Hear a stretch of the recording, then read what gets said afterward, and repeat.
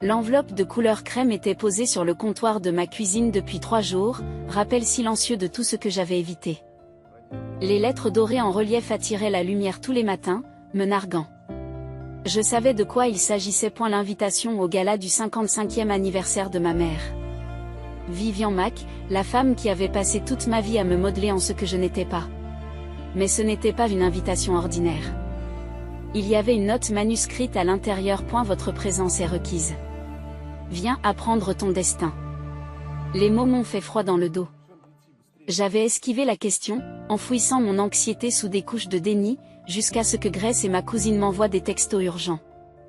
Tu l'as ouvert, il n'en fallait pas plus pour que je le ramasse enfin. J'ai déchiré l'enveloppe, le papier épais me faisant l'effet d'un poids dans les mains. À l'intérieur se trouvait l'invitation, imprimée en or. Et ce mot de ma mère. J'ai hésité. Ma dernière apparition publique à l'un de ces événements s'était soldée par une honte publique de ma carrière d'artiste. Elle m'avait ridiculisée devant ses amis pour avoir choisi une vie aussi inutile. Je ne savais pas si j'étais prête à subir une nouvelle humiliation. Mais Sophie, ma meilleure amie, avait d'autres idées. Elle a été ferme. Tu dois l'affronter. Tu dois te montrer. J'ai fait les 100 pas dans la cuisine, l'invitation toujours dans mes mains, mes pensées tourbillonnant. Et la voix de Grace a grésillé dans le téléphone.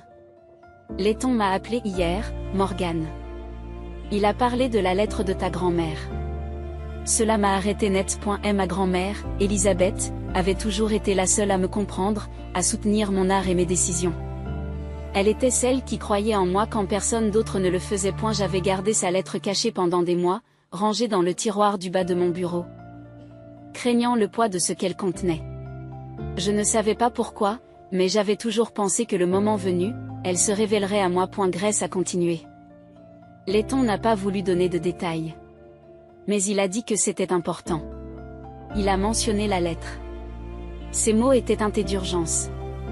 Il pense que la lettre de ta grand-mère a quelque chose à voir avec ce qui se passe au gala. Sophie me regarde.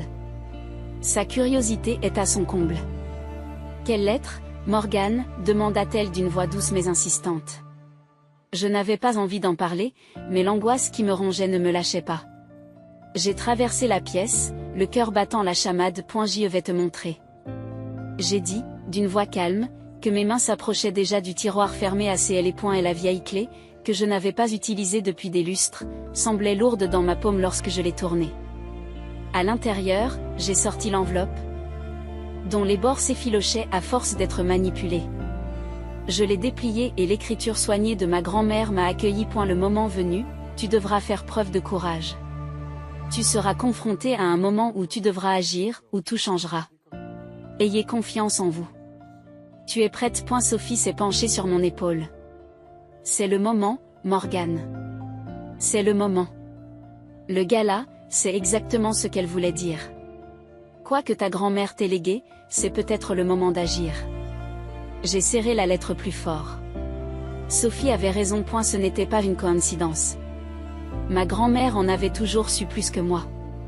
Peut-être que ce gala était le moment auquel elle m'avait préparé. Le médaillon que j'avais autour du cou me semblait plus lourd que d'habitude, comme s'il portait le poids de quelque chose que je n'avais pas encore découvert. Il appartenait à ma grand-mère, qui ne l'avait jamais enlevé. Cette pièce antique m'avait été léguée dans son testament.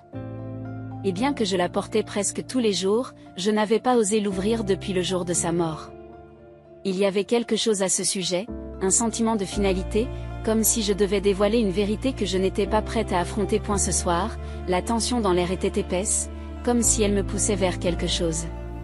Mes doigts ont tracé la surface froide et lisse du médaillon. Sophie le remarqua et haussa un sourcil. Qu'est-ce que c'est, Morgane?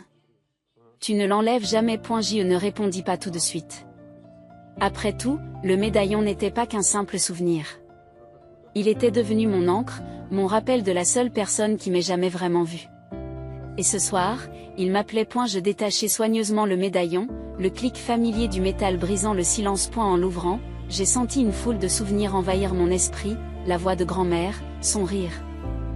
La façon dont elle me disait toujours que j'étais destinée à plus que ce que le monde attendait. Mais ce que j'ai trouvé à l'intérieur n'était pas seulement une photographie ou un témoignage de son amour.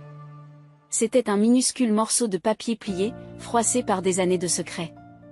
Je l'ai déplié délicatement et j'ai eu le souffle coupé en lisant les mots. Et la vérité est cachée, et quand tu la trouveras, tout changera. Fais confiance à ce que tu sais, Morgane. Suis le chemin que ton cœur sait être le bon. J'ai levé les yeux vers Sophie, sentant le poids des mots s'imprégner en moi. Ce n'était pas un message ordinaire. C'était une carte, un guide. Il ne s'agissait pas seulement du gala, mais de quelque chose de plus grand, quelque chose qui pourrait changer tout ce que je pensais savoir sur ma famille et ma vie. Et la grande place était tout ce à quoi je m'attendais et plus encore, un palais extravagant de verre et d'or, dressé au cœur de la ville. Alors que je m'approchais de l'entrée, mon cœur battait la chamade dans ma poitrine, mélange d'excitation et d'effroi. La salle de bal à l'intérieur était un océan d'élégance, rempli de l'élite de la ville, leurs rires et leurs verres qui s'entrechoquaient contrastaient fortement avec le nœud dans mon estomac. L'odeur des parfums coûteux et du marbre fraîchement poli flottait dans l'air. C'était un monde dans lequel je n'avais jamais vraiment trouvé ma place. Un monde que ma mère, Vivian, avait méticuleusement élaboré et qu'elle s'attendait à ce que j'embrasse. J'avais pris une décision consciente ce soir. La robe vert émeraude que je portais était une déclaration, tranchante, audacieuse et téméraire. Tout ce que ma mère n'avait jamais voulu pour moi. Elle avait insisté sur le rose pastel, le genre de couleur qui murmurait la douceur, la soumission. Mais ce soir, je refusais d'être moulée dans sa vision parfaite du pastel. J'allais me montrer telle que je suis. Sophie, ma meilleure amie, se tenait à mes côtés. Une présence réconfortante dans la mer de visage poli. Elle portait une robe noire élégante. Ses cheveux étaient tirés en arrière en un chignon parfait et elle avait l'air d'une professionnelle. Grayson, mon cousin, était vêtu de son smoking le plus élégant, scrutant la foule à la recherche d'un quelconque signe de trouble, même si nous savions tout ce qui nous attendait. Il avait été en contact avec Letton, l'avocat de la famille qui nous avait prévenu que ce soir allait tout changer. Lorsque je suis entrée dans la salle de bal, ma mère m'a aperçue de l'autre côté de la pièce. Elle affichait un sourire parfait, mais ses yeux étaient loin d'être accueillants. Ils étaient froids, calculateurs, et se fixaient sur moi. Chérie, tu es venue, dit-elle, la voix douce comme de la soie. Mais je pouvais entendre la tension sous-jacente, la désapprobation silencieuse dans chaque mot. Avant que je puisse répondre, mon regard s'est posé sur quelqu'un d'autre dans la foule. Ricker. Mon ex se tenait au bar, la mâchoire tranchante, les yeux ne trahissant rien. Mon souffle se bloqua dans ma gorge. Que faisait-il ici ? De tous les endroits, de toutes les personnes, pourquoi était-il au gala de ma mère? Lorsque nous sommes arrivés au bar, Sophie était déjà en train d'opérer sa magie. Elle avait ouvert son ordinateur portable sur la table devant elle et ses doigts volaient sur les touches. La balle était dans le camp, nous n'attendions plus que le bon moment. J'ai piraté la base de données de l'organisateur de l'événement, dit-elle avec un sourire en coin, sans même lever les yeux pendant qu'elle tapait. Voyons qui est vraiment là. Grayson se pencha par-dessus son épaule. Tu as accès à toute la liste des invités? Sophie sourit. Oui, c'est CA.ET. Tu vas adorer CA.J. suis restée silencieuse, essayant de garder mon calme. Mes nerfs commençaient à se mettre à vif au fur et à mesure que les minutes s'égrenaient. Je n'arrivais pas à me débarrasser du sentiment que quelque chose n'allait pas. Ma mère avait planifié cet événement avec une précision méticuleuse. Trop précis. Chaque détail semblait conçu pour impressionner. Pour mettre en valeur la richesse et le pouvoir qu'elle avait passé sa vie à accumuler. Mais je n'avais pas l'impression qu'il s'agissait d'un simple gala d'anniversaire. On aurait dit le calme avant la tempête. La voix de Sophie interrompit mes pensées. Regarde ça. Elle a tourné l'ordinateur portable vers moi et j'ai parcouru l'écran. Tous les contacts professionnels importants de sa famille sont ici. Des représentants du gouvernement, des PDG, des investisseurs, ta mère a vraiment mis le paquet. J'ai respiré. Quelque chose d'important se préparait. À ce moment-là, j'ai senti qu'on me tapait sur l'épaule. Je me suis retournée pour voir Letton. L'avocat de la famille, debout à côté de moi, le visage indéchiffrable. Tout est en place, Morgane, a-t-il dit, la voix basse. Tu sauras quand le moment sera venu. Ces mots m'ont fait froid dans le dos. Qu'est-ce qui était en place exactement? Parlait-il de mon plan? Ou y avait-il quelque chose de plus sinistre qui se passait ce soir? Avant que je puisse répondre, j'ai senti que quelqu'un m'observait. Je me suis retournée et j'ai croisé le regard de Ricker. Il avait traversé la pièce et se tenait maintenant à quelques mètres de moi, l'expression à la fois curieuse et prudente. Tu as l'air différente ce soir, Morgane, dit-il, sa voix douce mais teintée de quelque chose que je n'arrivais pas à situer. Tu es sûre de ce que tu avances ? Ses yeux parcoururent la pièce comme s'ils pouvaient sentir la tension qui régnait dans l'air. J'ai respiré, mon regard est resté fixe. Je suis sûre, répondis-je. Ce moment allait être le mien. Je ne pouvais plus faire marche arrière. Et la lumière s'est brusquement calmée et la foule est devenue silencieuse, tous les regards se tournant vers la scène. Un microphone a été ajusté, puis je l'ai vue, la femme qui avait passé ma vie à essayer de la contrôler, Vivian Mac, ma mère. Elle se tenait sur le podium, radieuse dans sa robe de soie, le sourire impeccable. Les projecteurs semblaient la faire briller, mais il y avait quelque chose de plus sombre derrière ses yeux. La foule applaudit, et elle leva la main, faisant signe de se taire. Merci à tous d'être venus, commença-t-elle, d'une voix douce comme toujours, mais plus tranchante ce soir. La famille est tout pour moi. C'est mon héritage, et ce soir, j'ai quelque chose d'important à annoncer. J'y senti mon cœur s'emballer alors que je me tenais dans la foule, Sophie et Grayson à mes côtés. C'était le moment auquel je m'étais préparée. Mon doigt s'est posé sur le téléphone que je tenais dans ma pochette, prêt à déclencher le communiqué numérique que j'avais mis en route. Comme beaucoup d'entre vous le savent, ma mère a continué, son ton devenant plus théâtral.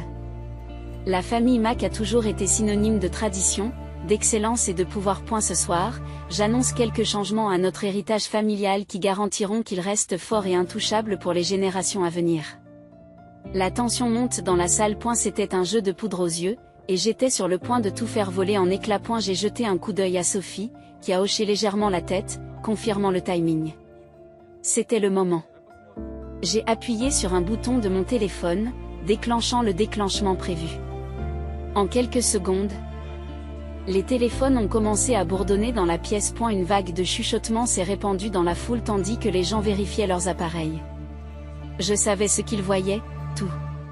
Les dossiers, les preuves, la vérité, étaient désormais visibles par le monde entier. Mon cœur battait la chamade dans ma poitrine lorsque j'ai fait un pas en avant, me dirigeant résolument vers l'estrade. J'ai pris une grande inspiration en montant les marches pour me tenir aux côtés de ma mère, dont le sourire s'est altéré dès qu'elle m'a vu. Les applaudissements se sont tus et la salle est devenue étrangement silencieuse. Tous les regards étaient tournés vers nous. Vivian. J'ai dit clairement dans le micro, ma voix étant stable malgré l'adrénaline qui me traversait. Je crois qu'il est temps que tu vérifies ton téléphone. Son sourire s'est crispé lorsqu'elle a jeté un coup d'œil vers le bas. Mais j'ai pu lire le choc dans ses yeux lorsqu'elle a lu les notifications rentrantes. Les documents que j'avais publiés faisaient leur chemin sur tous les téléphones de la pièce. Je n'ai pas attendu qu'elle réagisse. J'ai repris la parole, plus fort cette fois. J'ai la preuve ici. J'ai la preuve que tu as été embobiné et que tu n'as rien fait d'autre que de t'embobiner. La preuve que tu as détourné des fonds de l'entreprise familiale, que tu as falsifié des signatures et manipulé des actifs pour te remplir les poches. Il ne s'agit pas seulement de MOI. Il s'agit de tout ce que tu as fait à notre héritage. Et la salle était en plein chaos. Les gens se bousculent pour consulter leur téléphone, les murmures d'incrédulité se font de plus en plus forts. Les investisseurs semblaient paniquer, essayant de contacter leurs avocats. Les personnalités politiques se dirigeaient déjà vers la sortie, prenant leur distance avec ma mère. Je me suis tourné vers Letton, qui s'était installé à mes côtés. Ces documents sont-ils authentiques ? Demandai-je, sachant pertinemment que c'était lui qui pouvait tout confirmer. Letton hocha gravement la tête, la voix calme malgré le chaos. Oui. Ces documents sont légitimes. Elisabeth, la grand-mère de Morgane, a laissé des instructions très précises sur la façon de gérer cette affaire. Le visage de Vivian était devenu pâle. Ses lèvres se pressaient en une fine ligne tremblante. Elle m'a attrapé le bras, la poigne serrée, les ongles s'enfonçant dans ma peau. « Qu'est-ce que tu as fait ?» siffla-t-elle, la voix pleine de rage et d'incrédulité. J'ai retiré mon bras. J'ai révélé la vérité, mère. C'est fini. Son visage s'est déformé de fureur, mais je n'ai pas bronché. Je suis resté debout, défiant tout sur mon passage. Pour la première fois de ma vie, je n'avais pas peur d'elle. Je pense qu'il est temps que tu leur dises le reste, n'est-ce pas ? Dites-leur que vous avez menti à tout le monde. Que vous avez trahi tout le monde. Vivian ouvrit la bouche pour crier, mais les mots manquèrent. Au lieu de cela, elle se tourna vers la foule, la voix tremblante de fureur. « Vous êtes tous des imbéciles », cracha-t-elle. « Vous pensez que c'est elle qui a été lésée, c'est elle qui détruit tout ce pourquoi j'ai travaillé. Mais cela n'a pas d'importance. » La foule s'éloignait déjà d'elle, chuchotant, envoyant des SMS et partageant ce qu'elle venait d'apprendre. L'image soigneusement élaborée de ma mère s'effondrait, et il n'y avait pas moyen de la sauver. Tu es renié. Elle m'a crié dessus, la voix pleine de venin. Tu n'es rien sans moi. Je n'ai pas bronché. Je ne l'écoutais plus. L'Éden s'avança à nouveau, sa présence imposante. C'est la fin du règne de la famille Mac, dit-il calmement, son regard fixé sur ma mère. Et Morgan s'assurera que la vérité l'emporte. Alors que les derniers vestiges du pouvoir de ma mère s'effondraient autour d'elle, je ressentis un étrange sentiment de liberté. Enfin, la vérité avait été révélée, et il n'était plus possible de se cacher. Et la bataille était terminée. Pour la première fois, je contrôlais la situation. Le chaos qui régnait dans la salle de bal s'intensifia rapidement lorsque les agents de sécurité affluèrent, prenant rapidement le contrôle de la situation. Et la salle, autrefois remplie de murmures d'incrédulité, bourdonnait maintenant du bruit des gens qui se démenaient pour comprendre ce qui venait de se passer. L'empire soigneusement construit par ma mère s'effondrait sous ses yeux et elle tentait désespérément de s'accrocher à ce qui restait. C'est à ce moment-là que le FBI est arrivé, avec une présence forte et autoritaire. Les agents Carter et Rodriguez ont franchi les portes, leurs yeux balayant la pièce avec une froide précision. Ils n'ont pas tardé à s'approcher de moi, me reconnaissant comme la responsable des dossiers qui venaient d'être dévoilés. Mademoiselle Mac, commença l'agent Carter, la voix professionnelle, mais teintée d'urgence. Nous enquêtons depuis des mois sur les activités financières de votre mère, mais nous ne pouvions pas monter un dossier solide sans les documents internes. Ce que vous nous avez fourni aujourd'hui change tout. J'ai acquiescé, l'esprit encore sous le choc des événements de l'heure écoulée. Le choc n'était pas encore totalement dissipé, mais il y avait quelque chose d'autre maintenant, une clarté. Je me trouvais au milieu de quelque chose de bien plus grand que je ne l'avais jamais imaginé. Grayson s'est avancé, le visage sombre. En fouillant dans les biens de notre grand-mère, j'ai trouvé de vieux documents. Des choses qu'elle gardait cachées. Parmi eux, des dossiers reliant la mort de notre père au secret de l'entreprise. Notre père avait fouillé dans les affaires de Vivian avant sa mort. Je pense qu'il était sur le point de découvrir la vérité. J'y ai fixé Grayson. L'incrédulité inondant mes veines. La mort de mon père avait toujours été entourée de mystères. Je n'avais jamais soupçonné l'implication de ma mère, mais maintenant, tout cela prenait un sens qui me faisait froid dans le dos. Ricker, qui s'était tenu à proximité, l'air troublé, s'approcha. Vivian a essayé de me recruter dans une de ses affaires, dit-il à voix basse, son regard se portant sur les agents. Je ne savais pas exactement dans quoi elle était impliquée, mais les choses qu'elle me demandait de faire ne me convenaient pas. Je me suis retiré, mais je suis sûr qu'elle dirigeait quelque chose de bien plus dangereux qu'aucun d'entre nous ne le pensait. Les mots sont restés dans l'air comme un avertissement. Un meurtre, une conspiration et un réseau de corruption qui s'étendait bien au-delà de notre famille. Alors que je me tenais là, le poids de la vérité pesant lourdement sur mes épaules, mon téléphone a de nouveau sonné. Cette fois, c'était un message qui allait tout changer. Ta grand-mère savait. Va à la maison du lac. L'email n'avait pas d'expéditeur, juste un message glaçant qui m'a fait frissonner. Les mots étaient accompagnés d'un fichier vidéo. Je l'ai ouvert prudemment, les doigts tremblants. Et la vidéo s'est animée, révélant ma grand-mère, Elisabeth, beaucoup plus âgée, le visage fatigué mais résolu. Ma très chère Morgan, dit sa voix dans le haut-parleur. Si tu regardes ceci, c'est que tout a été révélé. Mais il y a une dernière pièce du puzzle que tu dois trouver. Va à la maison du lac. Vérifier le hangar à bateau situé derrière le 3e panneau du muret. Ce que vous y trouverez complétera la vérité. Ne fais confiance à personne d'autre qu'à toi-même. J'ai regardé la vidéo en silence, le cœur battant dans ma poitrine. Elle savait. Elle avait toujours su plus que je ne l'avais réalisé. La maison du lac, un endroit auquel je n'avais pas pensé depuis des années, m'apparaissait soudain comme la clé de tout. Sophie était déjà à mes côtés, les yeux écarquillés par la prise de conscience. Nous devons y aller. Nous ne pouvons pas perdre de temps. Si Vivian est impliqué dans quelque chose d'aussi important, nous ne pouvons pas risquer que quelqu'un d'autre le découvre avant nous. Grayson acquiesça, la mâchoire serrée. Je viens avec toi. Nous n'avons pas hésité. Nous devions partir maintenant, avant que quelqu'un puisse nous arrêter. Les informations que nous allions découvrir pouvaient tout changer.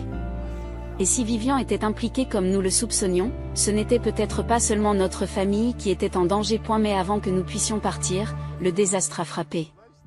Vivian s'est libérée de l'équipe de sécurité qui l'escortait loin du chaos. Elle s'est élancée vers nous, avec des mouvements frénétiques. Elle tenait dans sa main une clé USB qu'elle a lancée vers moi avec un regard sauvage. La vérité est là-dedans, a-t-elle crié. La voix empreinte de désespoir. Tout ce que tu dois savoir, c'est là-dedans. Avant que je puisse réagir, les agents du FBI sont intervenus rapidement, maîtrisant à nouveau Vivian.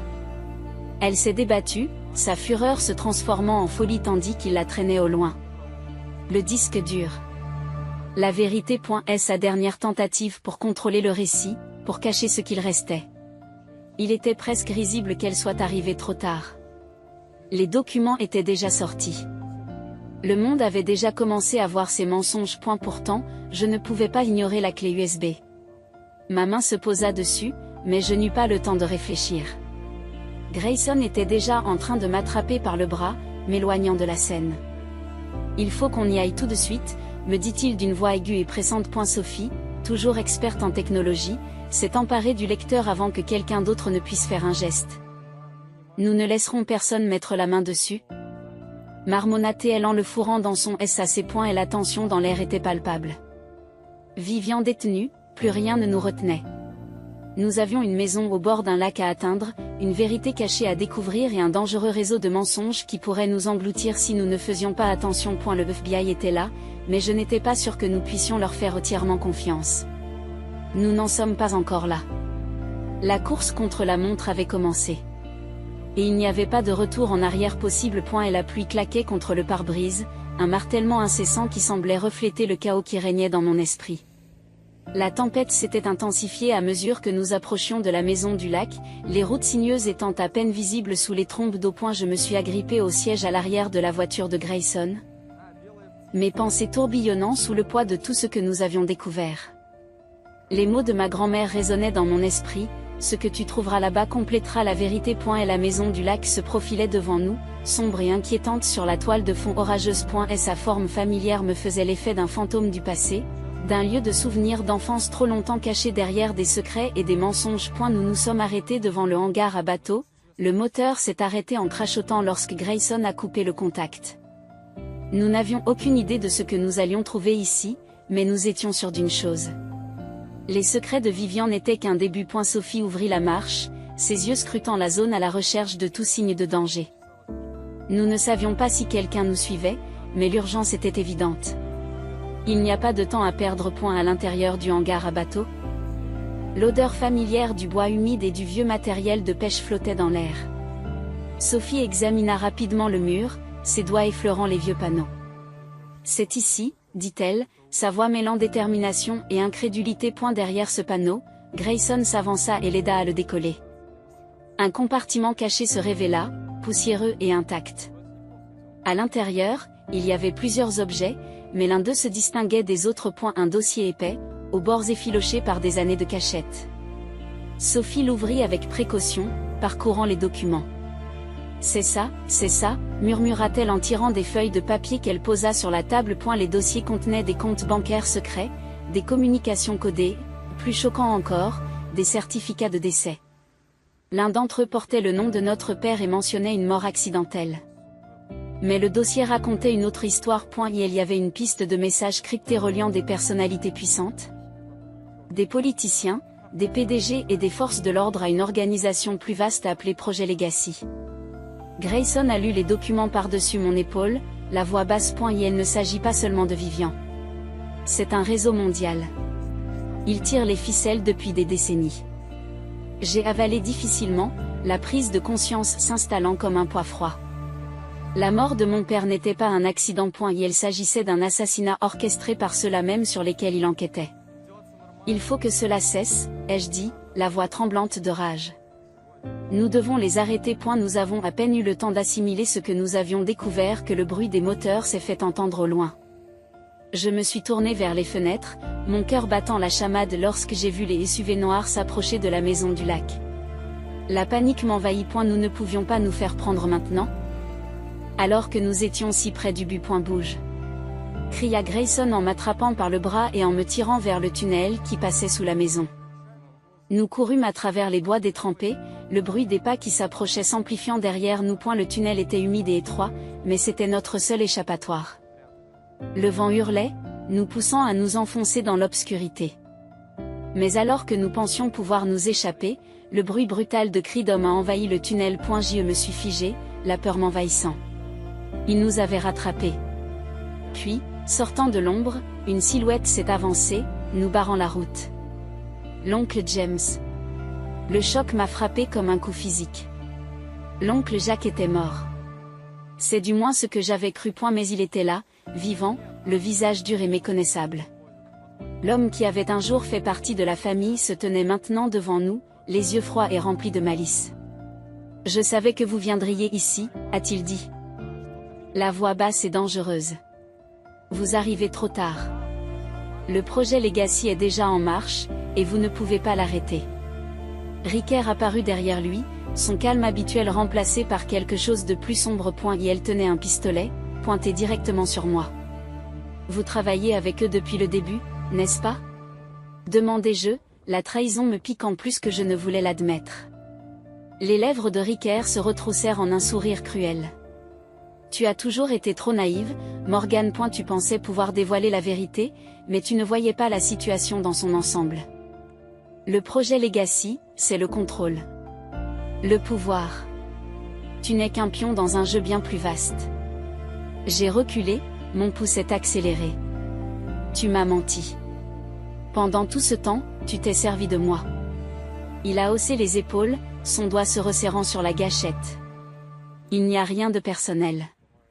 C'est juste du business. » Avant que je puisse réagir, le bruit des sirènes a traversé la nuit, en un instant.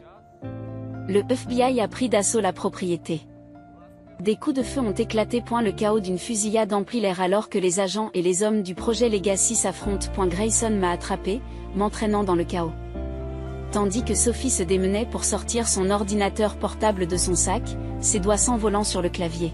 « Nous devons tout télécharger », a-t-elle crié au-dessus du bruit. Les agents sont intervenus rapidement, maîtrisant les hommes armés. Ricker reçut une balle dans la jambe et s'effondra sur le sol. Il gémit de douleur, mais réussit à rester conscient, ses yeux me fixant toujours avec venin. L'oncle James a été maîtrisé par les agents, son visage s'est déformé avec fureur lorsqu'ils l'ont menotté. Son masque d'invulnérabilité avait volé en éclats. Puis, à travers la fumée, j'ai vu ma mère, Vivian, emmenée par des agents. Son apparence autrefois impeccable contrastant désormais avec le chaos qui l'entourait. Elle m'a regardé avec un mélange de haine et d'incrédulité. « Vous pensez avoir gagné ?» cracha-t-elle, la voix cassée. « Le projet Legacy n'est pas terminé. Il se relèvera. Je n'ai pas bronché. C'est fini. Vous avez perdu. » Letton est apparu, traversant le chaos avec une autorité calme. « Vivian, tu n'as jamais fait partie de la corruption, » a-t-il dit, d'une voix posée. Elisabeth l'était. Elle a passé des années à travailler pour faire tomber le projet Legacy, à rassembler des preuves. Les yeux de Vivian se rétrécirent, mais sa façade s'effrita. « Je n'ai jamais voulu cela.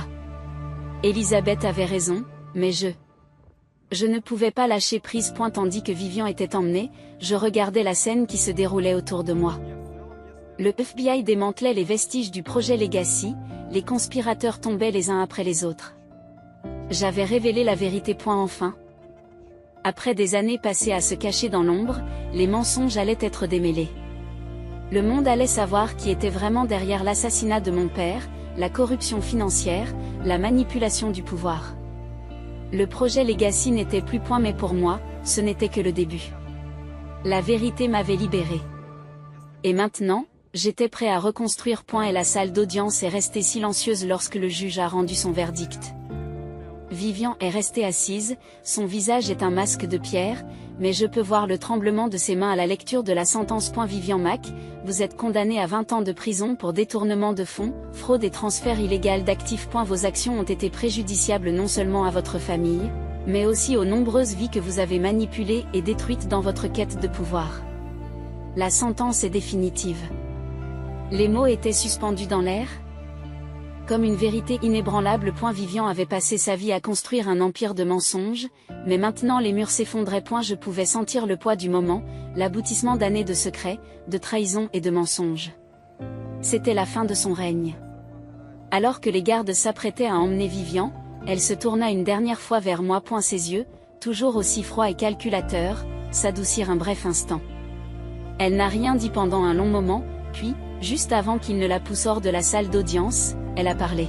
« Morgane, dit-elle, d'une voix étonnamment calme. Tu es plus forte que je ne l'ai jamais été. Ces mots ont percé le bruit dans mon esprit, l'amertume et la colère qui s'étaient accumulées au fil des ans. J'avais passé une grande partie de ma vie à essayer de me libérer de son ombre, à en vouloir à cette femme qui essayait de contrôler tous les aspects de mon existence. Mais maintenant, debout devant elle, je me suis rendu compte qu'elle ne m'avait jamais vraiment vu. Dans son dernier moment, Vivian m'avait donné quelque chose que j'avais toujours cherché, une reconnaissance de ma force, une vérité que j'avais niée pendant si longtemps. Les portes de la salle d'audience se sont refermées derrière elle et la salle a semblé expirer de soulagement. Vivian était partie, et j'étais libre. Mais l'héritage qu'elle avait si désespérément essayé de contrôler ne lui appartiendrait plus. Et elle m'appartenait désormais, c'était mon véritable héritage. En quittant la salle d'audience, j'ai senti le poids de la décision qui m'attendait. J'aurais pu facilement prendre la richesse que ma mère avait amassée, garder l'argent, le pouvoir, l'influence. Mais je savais que ce n'était pas l'héritage que je voulais. Il n'a jamais été question de richesse ou d'empire. Ce qui comptait, c'était ce que je pouvais créer de mes propres mains. Avec mon propre cœur. C'est pourquoi j'avais pris cette décision. L'argent servirait à quelque chose de bien plus significatif que n'importe quel luxe que je pourrais m'offrir. Je l'utiliserais pour ouvrir la Legacy Art Foundation, un lieu où les jeunes artistes pourraient trouver un soutien, un mentorat et une plateforme pour créer sans avoir à se conformer aux attentes du monde. Grayson et Sophie étaient à mes côtés lorsque nous sommes entrés dans le bâtiment Mac Enterprises récemment transformé. L'imposante structure, autrefois symbole du contrôle exercé par ma mère, abritait désormais quelque chose d'entièrement différent. Et la nouvelle maison de la fondation était un espace dédié à la créativité, à la liberté et à la croissance. Les murs ne seraient plus remplis des échos de la corruption et de la cupidité. Ils résonneront désormais des voix de jeunes artistes qui repoussent les limites et s'expriment librement. Nous avions réussi. Nous avions créé quelque chose qui résisterait à l'épreuve du temps, quelque chose qui rendrait service à la communauté et aiderait les autres à trouver leur propre voie. Grayson était là, s'occupant de l'aspect commercial des choses avec sa précision habituelle, veillant à ce que tout reste indépendant de la tare du passé de la famille. Sophie aidait à organiser des événements, à monter des expositions et à guider les artistes émergents qui franchissaient nos portes. La fondation a déjà commencé à faire des vagues dans la communauté artistique. L'exposition inaugurale devait ouvrir ses portes quelques semaines plus tard et présenter les œuvres du premier groupe de boursiers. L'excitation était palpable. Des jeunes artistes, dont beaucoup n'avaient jamais eu l'occasion de présenter leur travail dans un cadre professionnel, se voyaient offrir l'opportunité d'une vie. Alors que je me tenais au milieu du nouvel espace de la galerie, regardant les visages brillants et pleins d'espoir des artistes qui créaient leur avenir, j'ai su que c'était exactement là que je devais être. C'était mon héritage, non pas celui de la richesse ou de la manipulation, mais celui de la vérité, de la liberté et de la création. Quelques jours plus tard, l'agent Torres m'a contacté. Elle avait été discrète tout au long de l'épreuve, mais son rôle dans l'effondrement du projet était vital. Elle avait contribué à faire éclater la vérité, travaillé à mes côtés pour assurer la chute de Vivian, et fourni les dernières preuves cruciales qui avaient conduit au démantèlement de l'organisation. Lorsqu'elle est arrivée à la galerie, elle m'a tendu une petite enveloppe. « C'est pour vous, dit-elle, d'une voix ferme et aimable. » Je l'ai ouverte avec précaution, sachant qu'il ne s'agissait pas d'un simple message formel. À l'intérieur se trouvait une lettre de ma grand-mère, quelque chose que je ne m'attendais pas à recevoir. « Chère Morgane, » commençait la lettre, son écriture familière me faisant monter les larmes aux yeux. Le véritable héritage n'est pas la richesse ou le pouvoir, mais la vérité. Ce que tu construis est plus important que tout ce que j'aurais pu te laisser. Tu as le courage de te tenir dans la lumière, de dévoiler les ténèbres et de créer pour les autres un avenir libéré des mensonges qui nous ont tous tenus captifs. C'est votre héritage. Et je suis si fière de toi. Ces mots ont fait l'effet d'une bombe dans mon âme, apaisant le mal qui persistait depuis si longtemps. Ma grand-mère avait toujours su, toujours cru en moi, même lorsque je doutais de moi-même. Elle m'avait laissé non seulement une base, mais aussi un but point en parcourant la galerie. En regardant les artistes travailler, en les voyant créer quelque chose qui survivrait à l'héritage de ceux qui ont essayé de les contrôler, j'ai ressenti un immense sentiment de paix. Et la galerie bourdonnait de vie, remplie du genre d'énergie qui ne peut provenir que de la vérité et de la liberté. C'était le début de quelque chose de bien plus grand que ce que j'avais imaginé. Je me suis arrêté devant l'un des tableaux, une œuvre d'une jeune artiste dont le travail avait été inspiré par ses propres luttes avec l'identité et l'estime de soi. C'était une image frappante d'une femme se libérant de ses chaînes, son corps baignant dans la lumière et la couleur. Je pouvais m'y voir, mon propre parcours se reflétant dans son article.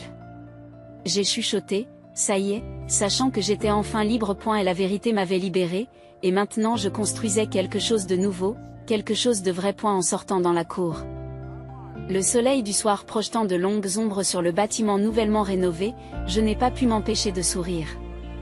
Ma grand-mère avait raison. C'était mon héritage, la chance d'aider les autres à trouver leur voie, à embrasser la vérité et à créer un avenir qui leur appartiendrait. Ce faisant, j'étais enfin libéré de l'ombre du passé.